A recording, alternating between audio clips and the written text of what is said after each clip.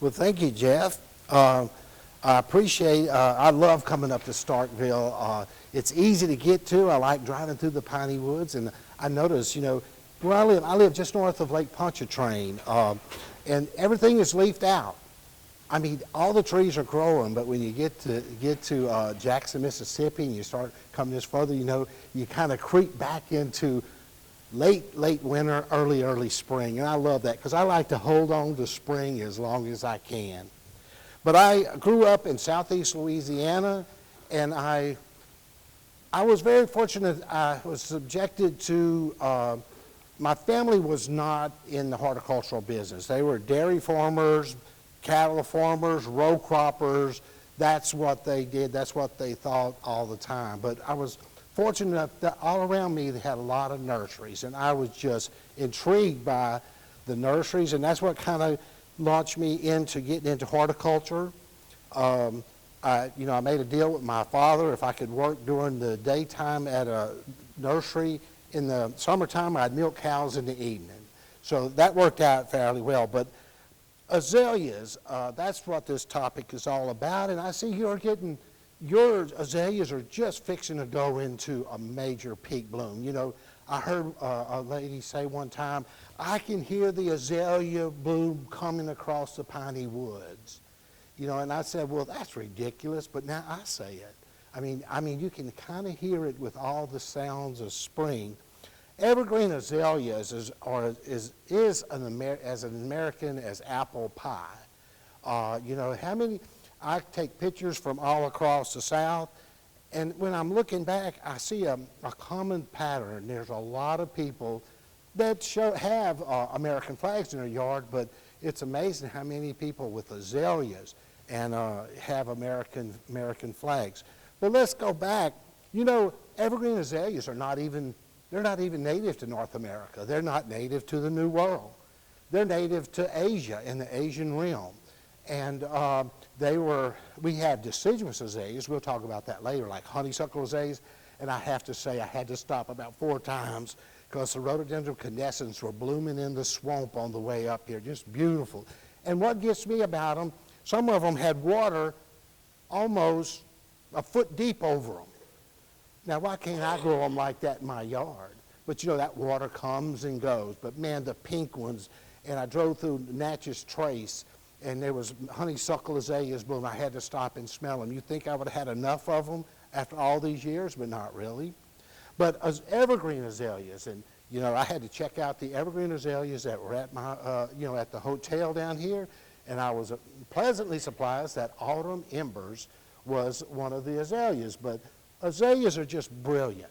I've always been fascinated by them. And the old classic azaleas. Do y'all grow Formosa here in Starkville? It's at the northern edge, but the old southern indica Formosa azalea. It's just awesome when it goes into bloom. Is those pictures clear enough, or that you can see?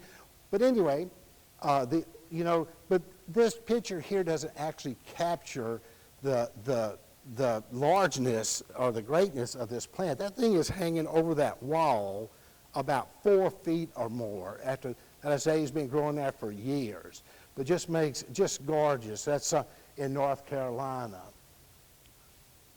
And another picture that comes up over and over again. I travel from East Texas to Georgia, all into Maryland, all across the azalea country. But I didn't realize how many people have bayous everywhere. And most of the time they will have a southern indica azalea just like that. And people say, well, I've seen them, you tell me to plant them high, they don't like wet feet. But here they just seem like they're in heaven. This is in South Carolina, but this could be in Louisiana. This same picture could be in Mississippi. Pride of Mobile, that's another one of the old southern indicas that swept across the South during the early 1900s, developed or just found by vegetative sport in some of the nurseries in Mobile, Alabama. And then again, you talk about the old southern indicas. Again, the other old forms are the Caroom azaleas, the snow, the Christmas cheer, the dwarf ones a lot of people call. A lot of those came out of a World's Fair in the early 1900s. They were shown in a World's Fair, and some of the nursery people in the U.S. bought them and started propagating them, and they spread real fast. But you know the southern indicas, like I said, they were from Asia. You know, the first ones that started trickling out of China in that area, in the late 1400s, Dutch merchant ships actually brought evergreen azaleas back to England, back to Holland. You know, of course, with a lot of other plants. Well, the English and the Dutch fell in love with these azaleas, and they started hybridizing them, crossbreeding them. But the initial first ones that were brought there was fairly winter tender. So they kept them in cool greenhouses. But, you know, they were, you know, when they would go into bloom, just like that we were, you know, just like almost hypnotized by the color, so were the early breeders. They call them the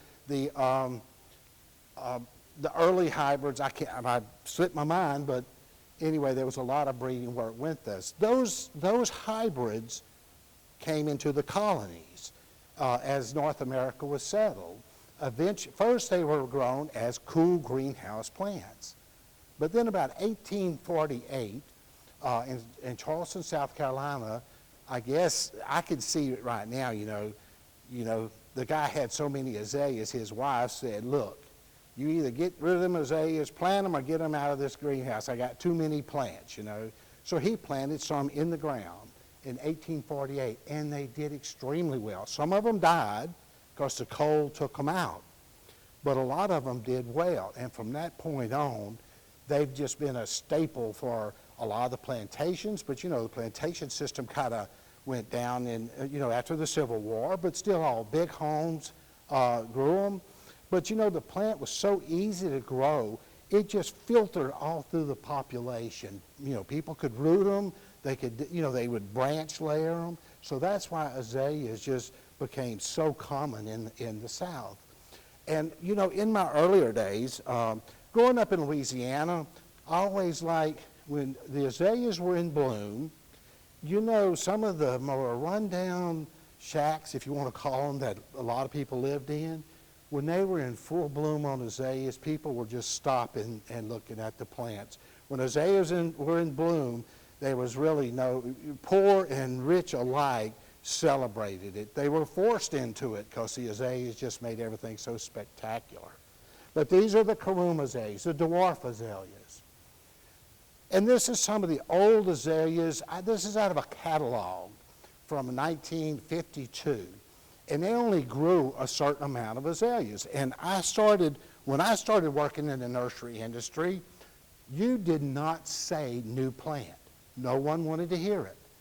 They had a brochure that they sold, and that brochure only changed about once every 6 years. So they did not want anything new.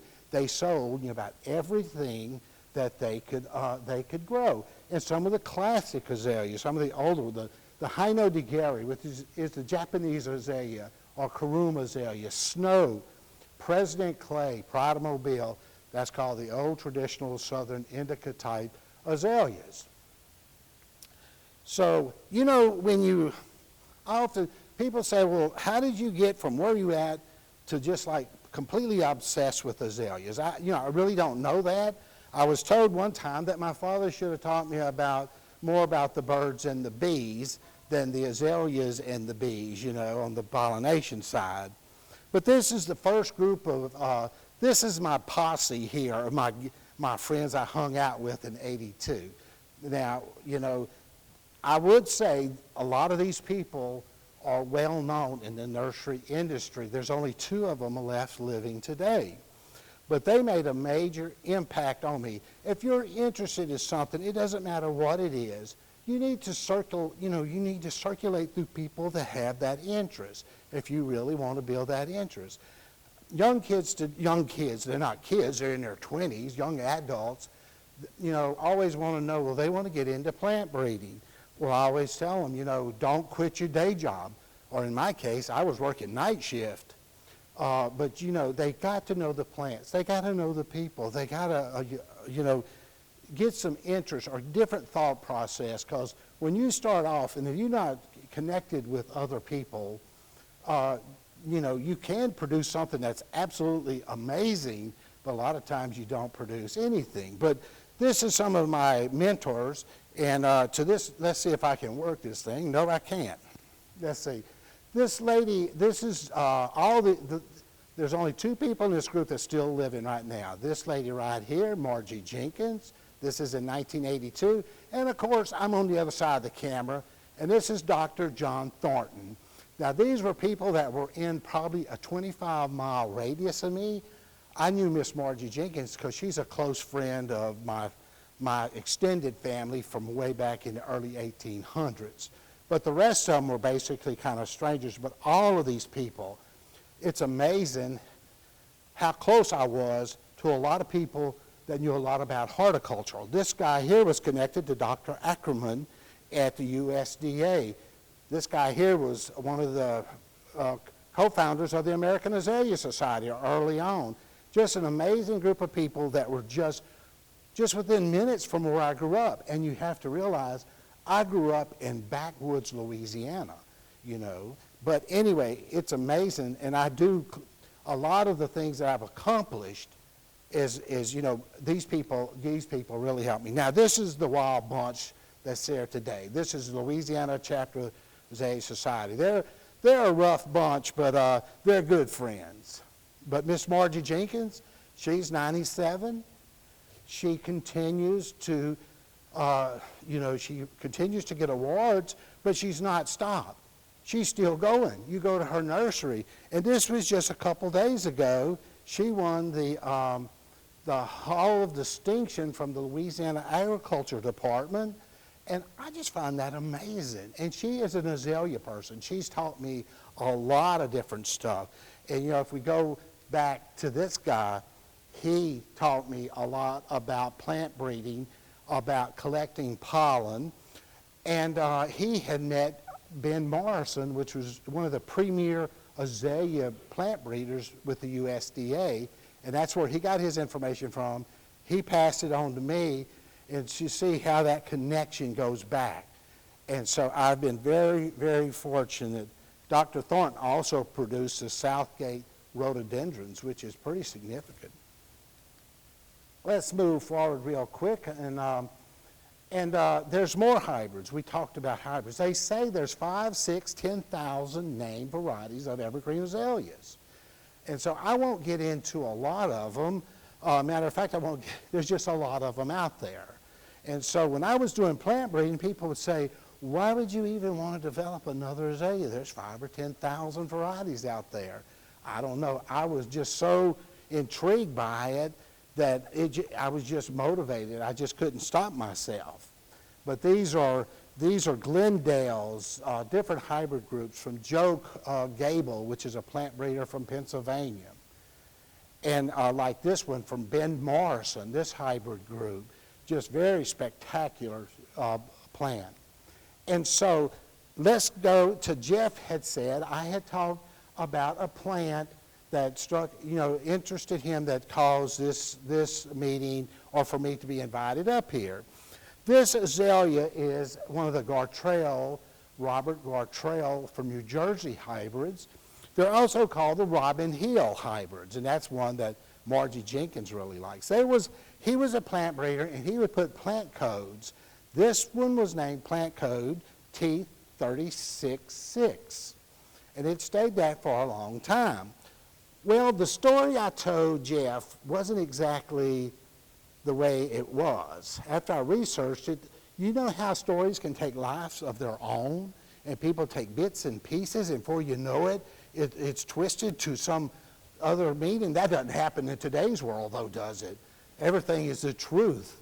But, so this guy had this plant, and he read, this author from England had written a lot of books. Angela Cartel. I can't remember the last name, but it was an author from England and Australia. He named his plants after characters in that book. Well, one of the characters was Effie Bunsey, and that's what he named the plant, Effie Bunsey. Well, he lived in a neighborhood of fairly close people, friends. Well, there's a Mr. Tingle that lived in his neighborhood, and he was always encouraging Mr. Gartrell to release these plants and to name them. Well, he would take the names and he would research them. Well, he said, well, how did you get the name Effie Bunsey? And he said, well, it's a character in this book. And he said, well, isn't that the character that has a really bad reputation and she can't remember which father goes to which one of her children, and she just has a terrible reputation? And he said, yeah, so what's wrong with that? He said, there is no way that you're going to name that plant and stay, in this neighborhood. It'd be highly offensive to people. So they thought, and they said, what about conversation peas? Because everybody talked about Effie, so it was just a code for the word conversation peas. I called 2 or 3 people, and everybody had a different story on that, but I think that is the correct story. This is conversation peas, a low-growing plant. It blooms multiple type flowers, stripes and solids and whites and purples. It's a very nice plant. And even red ruffles. And this is a garden in Tyler, Texas. And I walked into this garden, I said, I can't believe how many azaleas are in this garden. And so it dawned on me after a while, these are mirrors here, and I was right here. Those were mirrors. It actually doubled the actual size of the garden. But azaleas have an emotional component. This is a couple from Mississippi I met. The Freemans from Summit, or out by Macomb, Mississippi. Just a wonderful, wonderful, wonderful couple. And they had one daughter. And she was their entire life. She was everything. He had one brother, and that was all the family they had. And that daughter was just the world to all of them.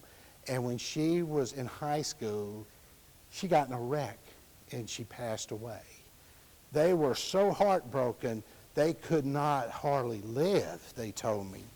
Well, on the 2nd anniversary, they always go to her grave. They went regularly, but on the anniversary. But he was coming back, and he was not into plants that much. He was a farmer. They had a lot of assets. He noticed that each time that he'd come and went, the azaleas were in bloom. And for some reason, he stopped at a store and bought, 5 or 6 azaleas, and he planted them. He never stopped planting them. His garden just turned into a huge azalea garden. He invited people free. He loved for people to come. I met them later in their life, and they were just an amazing couple.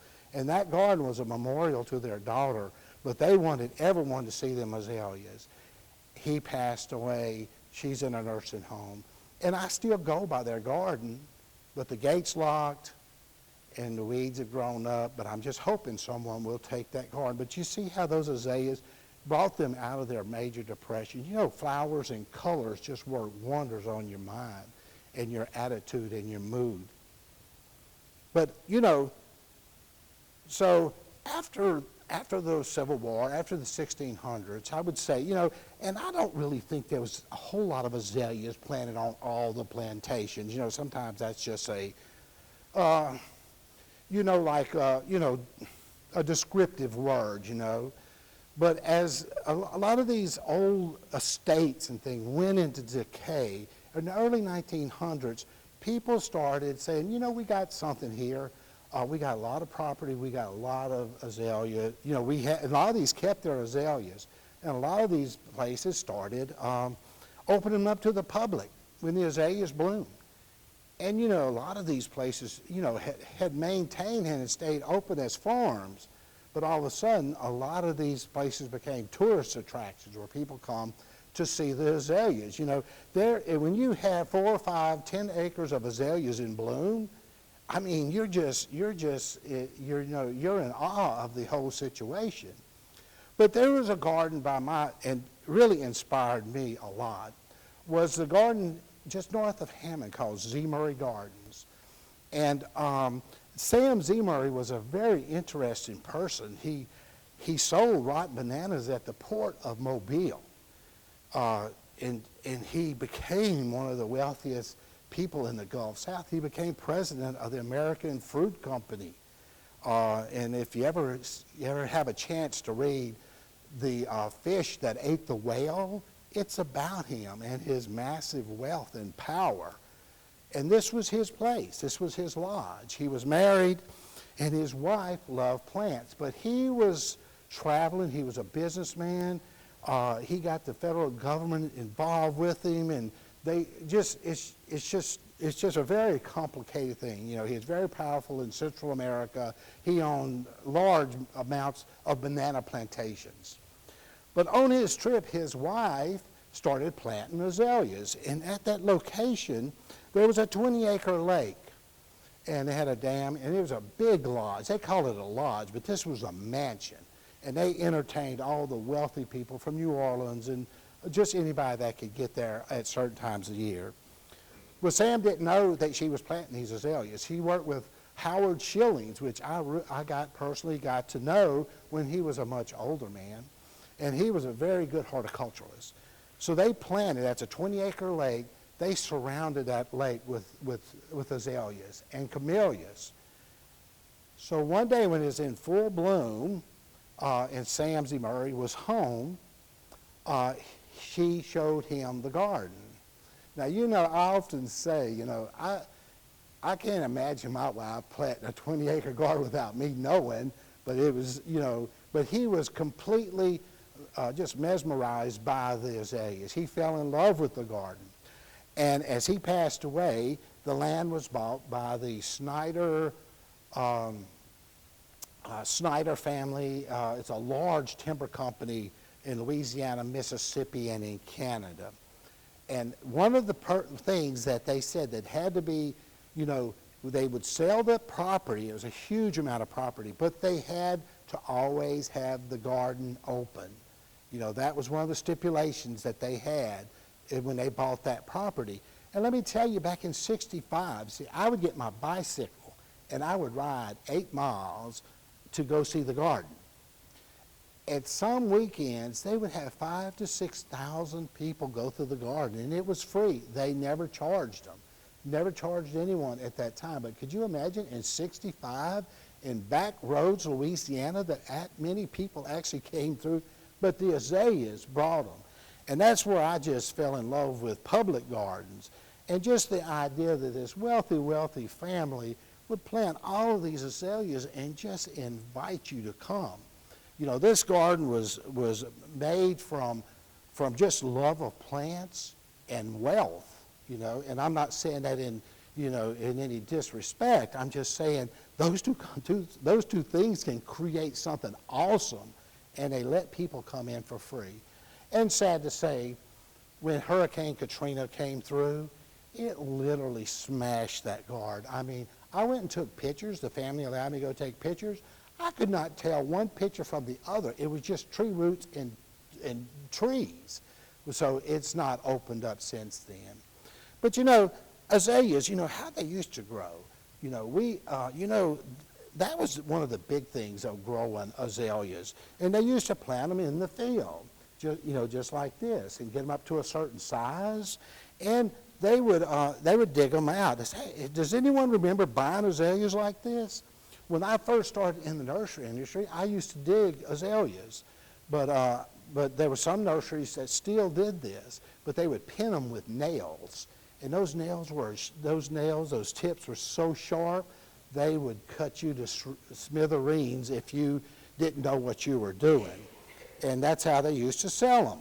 Or this picture's kind of black, but they would grow them in lath houses, and they would just cut out squares, and it would be in peat moss. They would wrap them in little burlap, and they would sell them like that. But then come the breakthrough that we look back, it's just like we can't even see how it was ever a breakthrough. Container-grown plants. You know, everything you buy now is in a container. But these plants here are in metal containers. And this is some azaleas in it.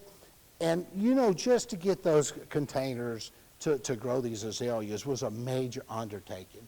You know, a lot of institutions would get their food in containers. So you would have to get this family here, they had a wagon, and they'd go around and collect those containers, and then, you know, you couldn't really use the containers like that, because the rust would just eat through that metal, so they would tar them, you know, with oil, and that was a process that you did not really want to get too involved with, and so that's how the containers were. At my place, I have a nursery that you know, one of my locations has been a nursery for over 100 years. And I've had it for about 12 years. But on you know, it was in production for over 100 years. And on some places, you could still see where the containers, the can yards are still there, even though, you know, it's grown up. But also, they didn't use artificial soils. They used just field dirt. And so they would put rocks or from Lake Pontchartrain in the bottom of the cans to increase the drainage. That's an old picture of an old nursery, old rooting cuttings. And this picture here is kind of always, I don't know where this picture came from, but having a certification in application of insecticide, when I see this picture, it just takes a whole new meaning to me. This is probably DDT they're spraying. And here's a guy over here smoking a cigarette, you know, like, oh, I'll be glad when I get off and eat that, you know, get something to eat. But I did that too. I mean, back in the 60s, I was this guy. I sprayed, and I was him too, you know, but, well, I look back, you know, I just had to take the exam again, both me and my employee, and it is difficult. The private applicator, it's not difficult, but I had to study, and I'm much older than I did way back, but it's much more difficult, and I'm so glad that I got the study manual from Mississippi State University and their videos, because it helped me better than the one that came out of Louisiana, even though they're the same book. But this is the old way. But now look at today. Everything is spanking new, plastic containers, no trash. Everybody's got certified insecticide applicators license, you know, fancy greenhouses for propagation. Everything is clean. Just a world of difference from when it was back, you know, years ago. This picture, and talk about change, one of the bigger azalea gardens was at Hammond Research Station back in the early 60s. But then, look at it now. Hammond Research Station is a massive horticultural program with an even much larger azalea garden. Change also, marketing. What I like about this picture here, and I know this lady, those are Dr. Pepper cartons. And those are Dr. Pepper cans. This is in the early 60s. Man, if you would do that today, Dr. Pepper would have a lawyer breathing down your throat using their logos.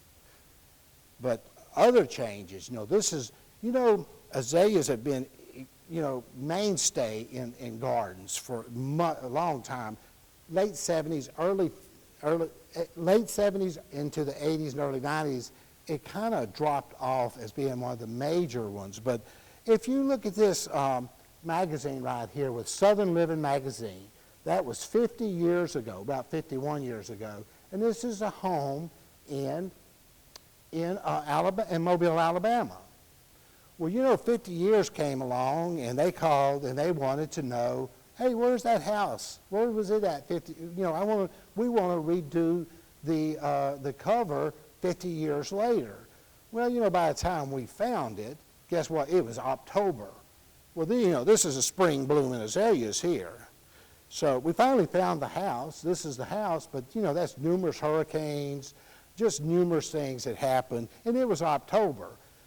But we were able to recreate it with Encore Azaleas or fall blooming azaleas. These are spring blooming azaleas.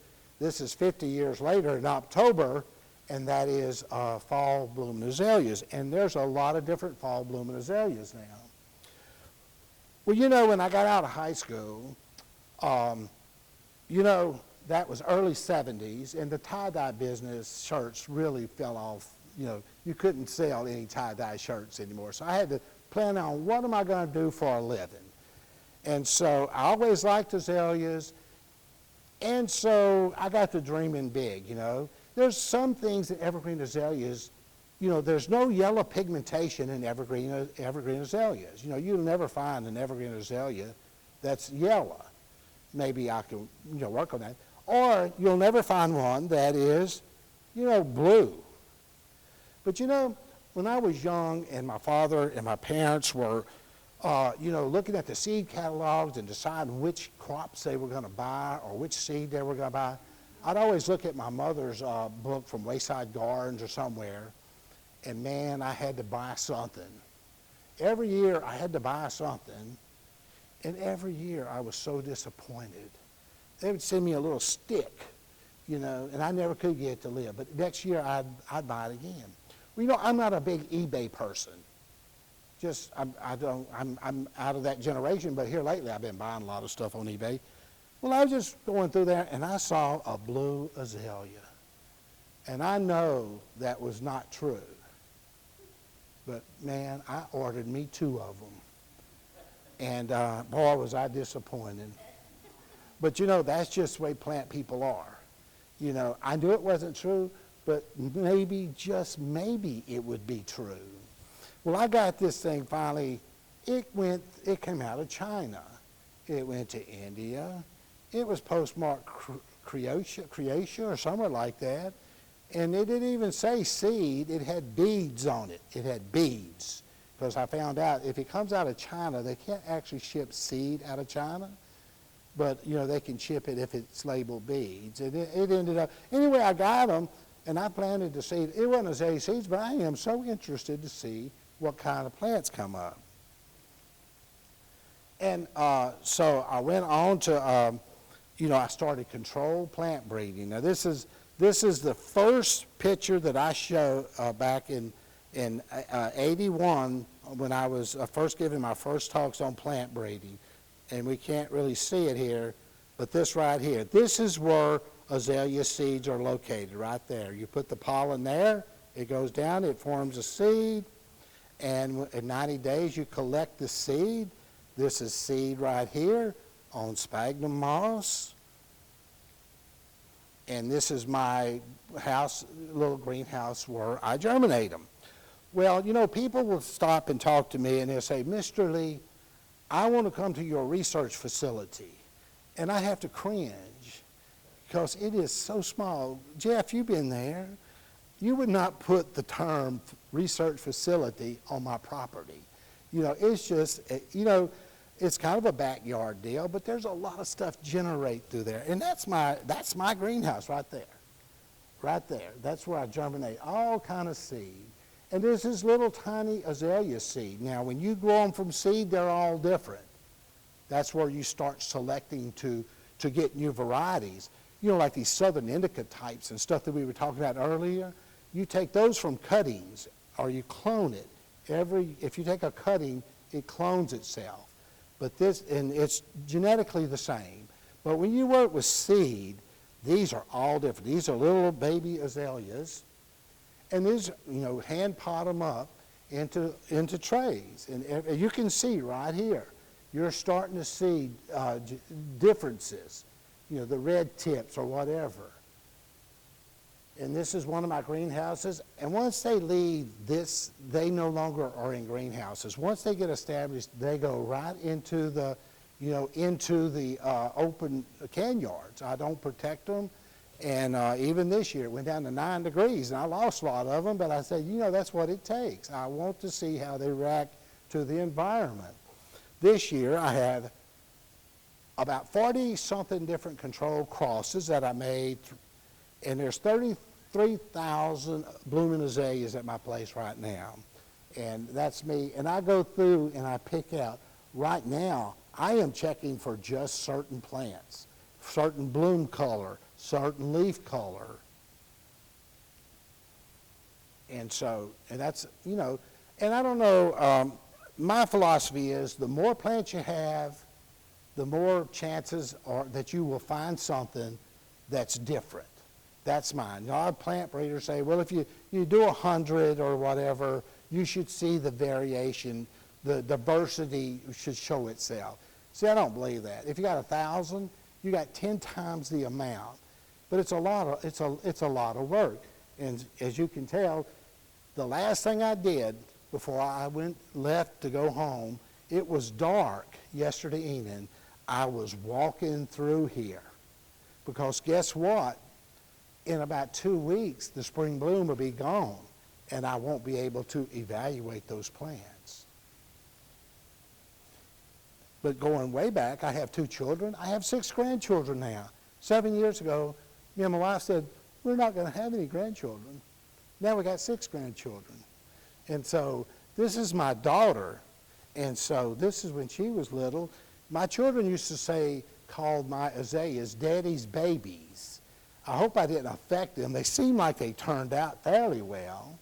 And here she is writing tags for me. And, you know, a lot of times she wrote the tags, and I guess it was just, she was there, I need 100 of this, and I need this, and I need this. Years later, the guy was helping me. He said, what's this? And she, you know when you get to writing something, and before you know it, this word turns into that word? And some of them were the funniest things where she would put, it'd be a cross, like Mary Ann cross times Jennifer azaleas. But she would have them words so twisted around. It was kind of, but it was something she didn't like doing, but she didn't want her brother to do it.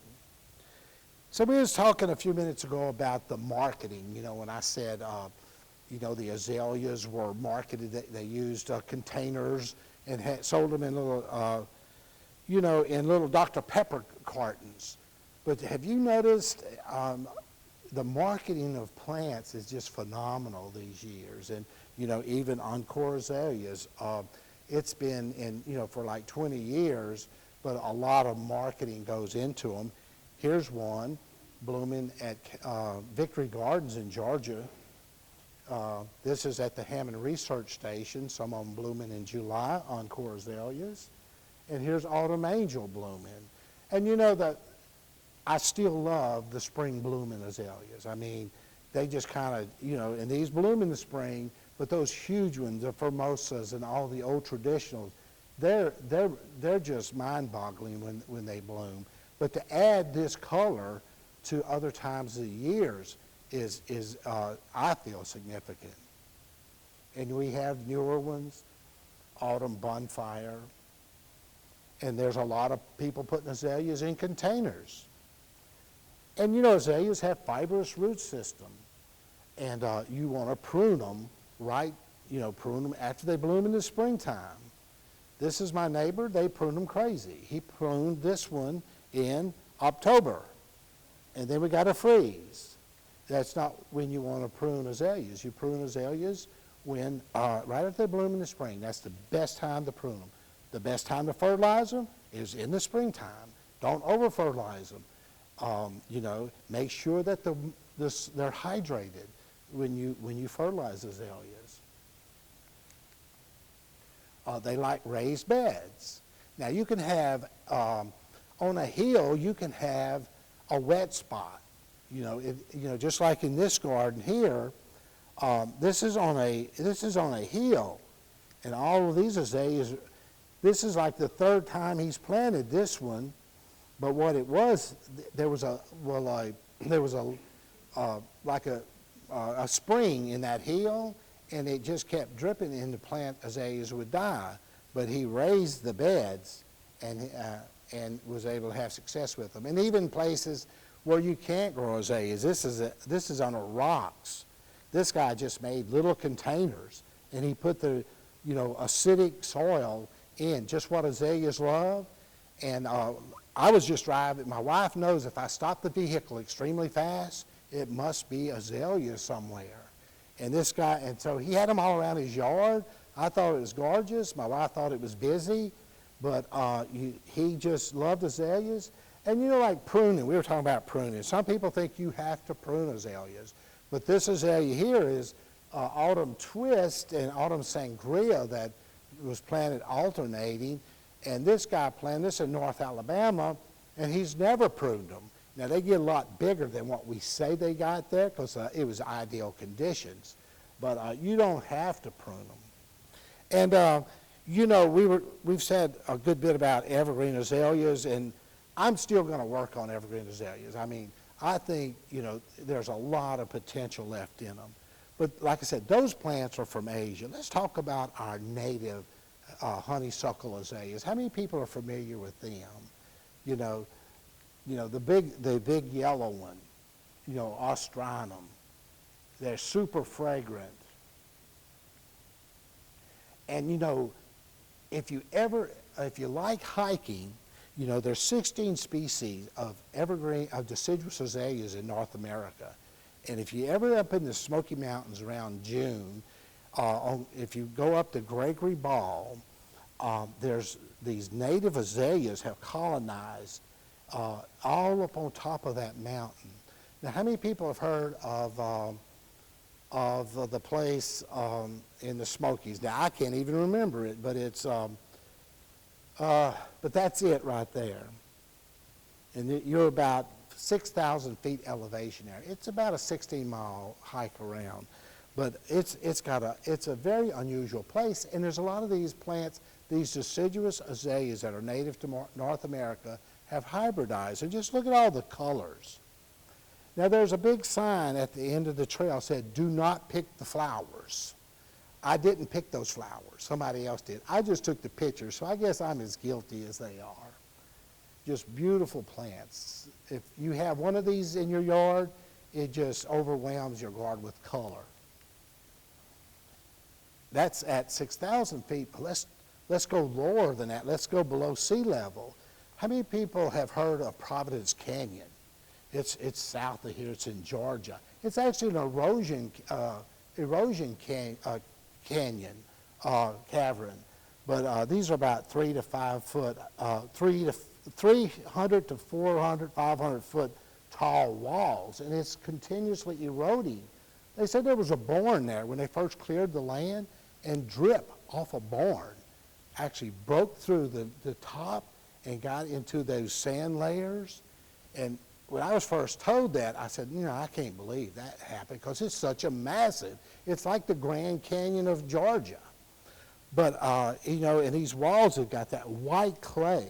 I actually met a lady in California, and she asked me, she said, "You ever hear of Providence Canyon?"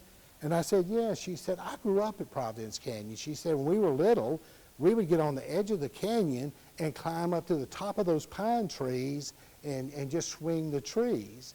She said, "After I grew up and I thought about it, I have nightmares because these trees were plunging to the bottom of that. It was eroding." But we did a lot of hikes here, and you'll find the summer blooming honeysuckle down there. I had a group of people from Maine that I came down, and we went there. And see, these things bloom in July. Guess how hot it is down there in July in South Georgia down there. And, you know, these canyons, I mean, are nice, but one of the things I still laugh about, but it was kind of, I mean, it could have ended up terrible. I used to do a lot of plant exploration with John Thornton and Lloyd Cotton. And this is one of the places we'd go. It's a state park now, but the first time I went there, it was where all the local boys went there and drink and fight. And when you would pull up there, they would look at you and like, "Where y'all from?" You know, and so we would walk. But now it's a state park. But back then, Lloyd, he was only about this tall, and he reminded me of a little puppy dog. You know, he had to always be ahead of everyone. He ended up on top of one of these things trying to find a azalea. All of a sudden, I heard something crack. And I looked up, and he was flipping head over and falling. And he fell, and he skidded, and he landed right down in front of us. And he said, "Y'all need to try that." But first plant breeding with these plants, and just these are spectacular when you start crossing these plants and creating these huge flowers, super fragrant. brilliant color, they're deciduous. That's one of the things that a lot of people, when you say deciduous, a lot of people like, no, that's okay. I want something green all year long. It's also hard. When these things are blooming, you can sell every one of them you have. But it's difficult to get the wholesale growers to invest the time and the energy to grow these plants. But they are awesome, awesome plants. And again, I had to throw my children in there. And I always thought they loved doing this stuff. But I look at all the old pictures, they look like they were in misery. And this is, you know, I'm like, good grief, they could use that against me sometime. And that's in my yard there. You know, I got, a few years ago, for some reason, my wife counted all the seedlings I had planted in my yard. I don't know what she was doing. She might have been working with a lawyer or the insanity hearing. I had over 1,400 azalea seedlings in my yard planted. You know, and I'm like, you know, maybe I need to move along, get some rid of these. But that's my yard. And, you know, let's talk about deciduous azaleas, but I have released some of the deciduous azaleas. It's called the Sun Glow, Sun Bow azaleas, and I'm extremely proud of them. They're, you know, resistant to powdery mildew. They're super fragrant when they bloom, just fantastic color. And that's a collection of them there. And, you know, again, going back to evergreen azaleas, and I hope I've answered some of your questions or added some, you know, thought process in. And I have been involved with evergreen azaleas for a long time, because even before I went to kindergarten, I was kind of collecting and rooting them, and just love them. And I encourage you to plant them. And there's just a lot of cities now are having azalea festivals. I see Dothan, Alabama. I'll be there Wednesday. I was just in Jasper, Texas. They're reviving their azalea festivals. There's just a lot of activities with azaleas now going on, a lot of interest. And I appreciate the time and for inviting me, Jeff. And I'll be around to answer some questions. And we have some plants up here. I think Jeff is going to find out some way of giving them away, I hope. Is there any questions? Or have I completely baffled everyone? George Tabor. It's yes. Well, George Tabor is one of the old Southern Indica hybrids, and it itself is a vegetative sport. In a vegetative sport, you know, azaleas are known for sporting. And it came from a lavender plant. Well, there was an old nursery in the Panhandle of Florida, George St. Marie Nursery or something like that. And they had it sported, and they took cuttings from the sport. And that's where your George Tabor comes from. It's named after, you know, some guy that owned it or someone in there. But a lot of your azaleas, you know, you ever seen regular Formosa? Then you'll see pink Formosa. Those different ones are sports. And yes. What's that again?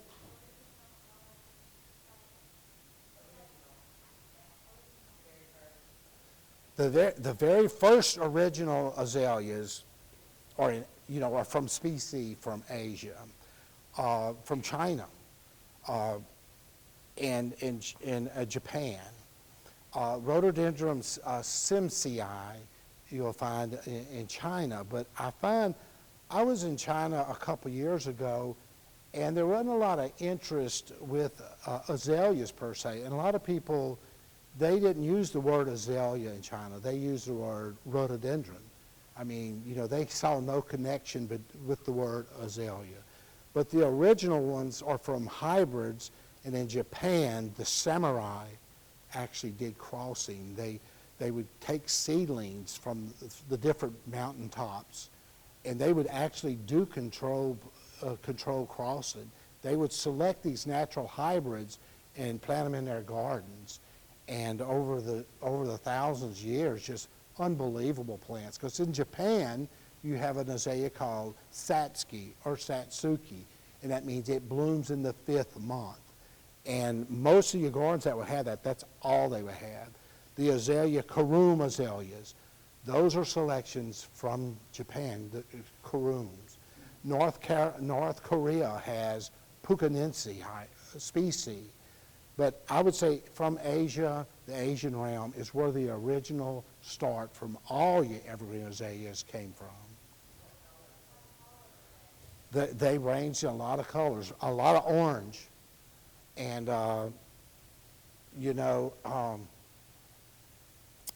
there's 50-something species of evergreen azaleas, and they range from a lot of different colors. Where you got these different species that grew close to each other on different locations is where you got natural hybrids, and that's where people started getting the idea of crossing. I think orange was probably the predominant color, because even in my plant breeding now, which is 3rd and 4th generations, from 20-something years, I still will get orange will be my major color. And that's one color that I don't want to collect out. Orange is probably a predominant color. I hope that answered your question. But China, Japan, that's where they come. That's where they at, and that's where they still grow native at. And Japan still has unbelievable azalea gardens, And there's a lot of interest in China now. We actually shipping azaleas into China in cargo thing, and you have to put ethylene blockers in there so the plants, will survive. It takes 2 to 3 weeks to ship them into China. But any other questions? Yes.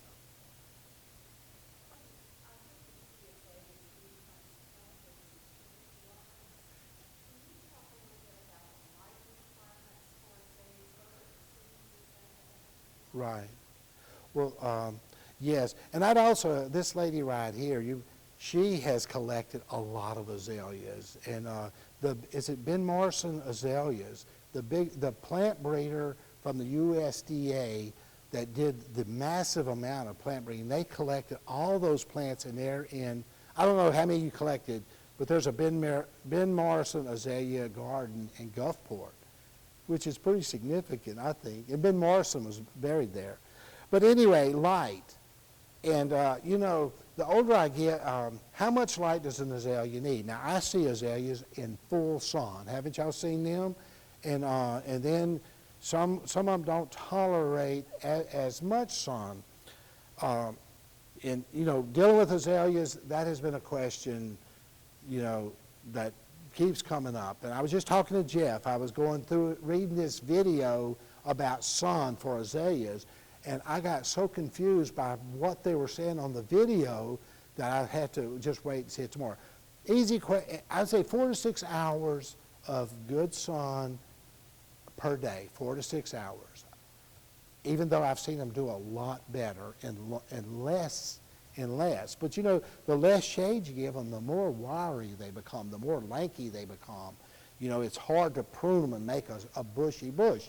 But saying that, I'm just used to bushy meatball type plants. But there is some beauty just in letting it grow and just letting it have more of a natural effect. And when it blooms under these oak trees and stuff, you don't have to have wall-to-wall flowers to have something that's extremely beautiful, that it grows in its natural habitat. The more sun you give it, the more bloom buds it tends to set. That's 4 to 6 hours of good sun. The more sun you put it in, the more care it's going to take initially. And that's with any plant. If you put it in a really stressful place, to get it rooted in, it's going to take a little bit more care, a little bit more watching that plant.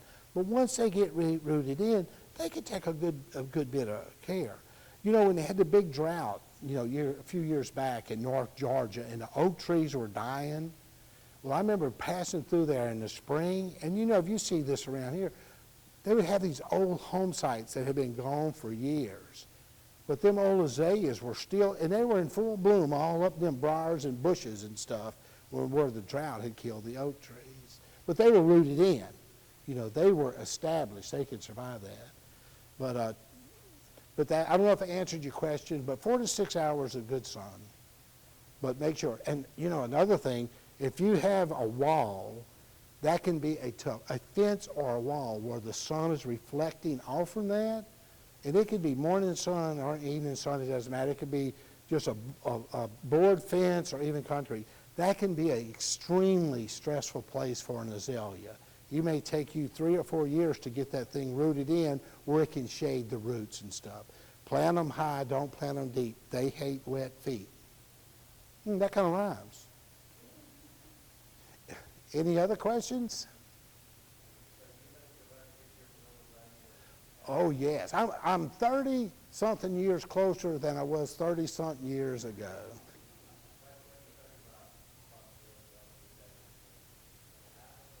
Mutation breeding? Well, it's going on right now. A lot of people are doing it.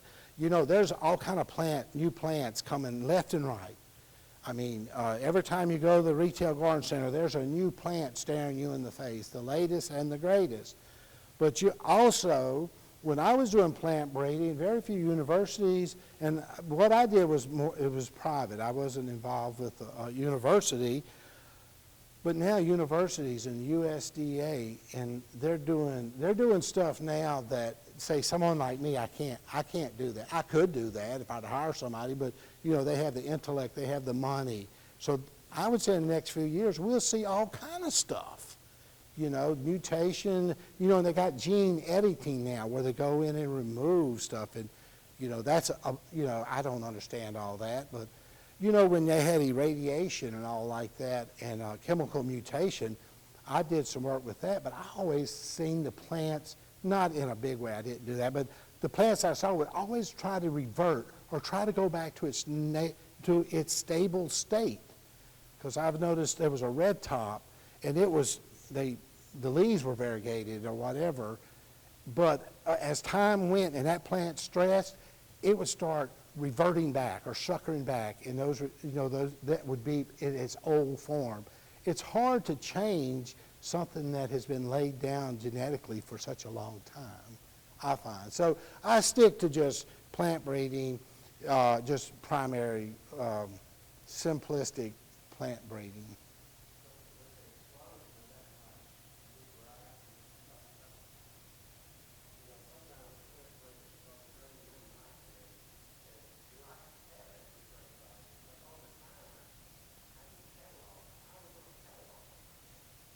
Well, you know, I'm not a PhD, so I don't have to do that. You know what I'm saying? But I catalog it, and there was a guy one time, Dr. John Creech, that was, he was head of the National Arboretum, and I was talking to him one time, and there was this plant breeder from the 30s and 40s, and he sent me a letter because he asked me how did I catalog stuff. And my cataloging is massive and hard to connect and stuff like that. But the things that I'm interested in, you know, the goals that I keep, it's easy. All the stuff that falls off to the side, unfortunately, I don't catalog that. And so the letter the guy sent me, that plant breeder in the 30s and 40s, he said, this guy sounds just like you. And that guy said the same thing. He said, if it died and didn't make it, after 5 years, I couldn't tell you what it was. You know, in his mind he could, but he only kept the prodigy as it moved forward and what did well.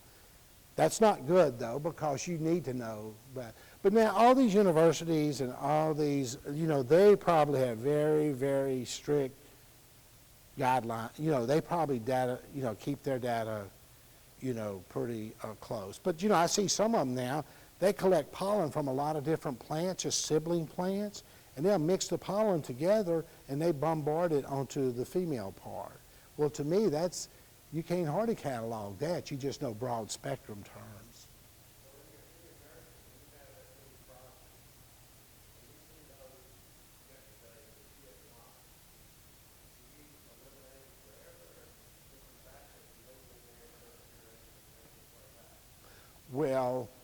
there's no way I could keep them. Because, just like that crop is 33,000 plants, I would have to move those plants up into bigger containers, and could you imagine the space and the effort? And I would just, they're destroyed. But right now I'm destroying them with, I'm looking for plants that are tolerant to high alkalinity. So those plants that are left, I try to have the soil increase the salts and increase the alkalinity to see which ones of those plants will be tolerant to high alkalinity. Because, with that many plants, even though evergreen azaleas, they love acidic soil, low salts. But somewhere in all that diversity, surely there's one or two of them. Hopefully, that's what I hope. I hate to throw away plants. I honestly I do not like to throw away plants. But when I have them everywhere and the weeds are high as my head, finally I had to come to my senses and discard some plants.